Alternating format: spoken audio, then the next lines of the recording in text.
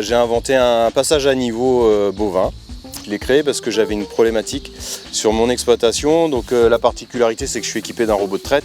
Et qui dit robot de traite dit les vaches sont libres d'aller à la pâture quand elles le souhaitent. Ce qui fait que voilà, j'avais des problèmes de croisement entre les bovins et les tracteurs.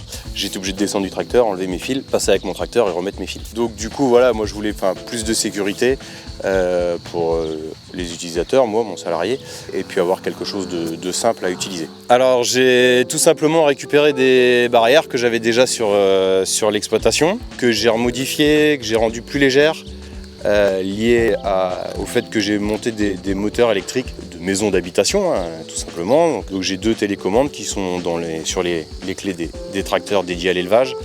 Et ce que j'ai fait, c'est qu'en fait, j'ai fait un système où les barrières se croisent pour pouvoir permettre d'avoir le portail soit en mode passage bovin ou soit en mode passage tracteur, et les barrières se croisent.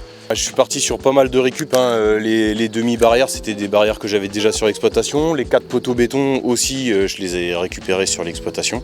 Ensuite j'ai acheté un système de vérin motorisé avec une télécommande, ça m'a coûté à peu près 200 €, donc à peu près une journée de mini-pelle, implantation des 4 poteaux, et ensuite une bonne journée sur la modification de mes barrières. Il y a eu un peu de soudure, le montage des moteurs électriques, plus toute la partie paramétrage, une grosse journée, donc on va dire voilà, c'est à peu près 2 jours de travail.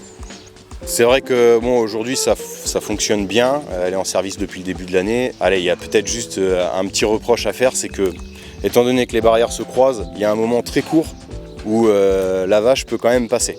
Du coup, peut-être s'il fallait modifier, ce serait de repasser avec 4 vantaux, du coup acheter 4 moteurs électriques et les coupler ensemble pour vraiment avoir aucun risque de passage d'animaux. J'avoue que pour ma part, c'est quelque chose qui est très pratique, très confortable à utiliser au quotidien, ce qui fait que toute la journée c'est quand même agréable de ne pas avoir à descendre et à monter du tracteur pour ouvrir et fermer les fils. C'est quelque chose aussi que je compte pour ma part remettre en place sur un autre site. Par contre, là-bas sur le paddock à Genich, j'ai pas la possibilité d'avoir le 220 à proximité, ce qui fait que je pense que je partirai sur un système solaire. Ce qui fait que c'est un système qu'on peut installer à peu près partout sur une exploitation.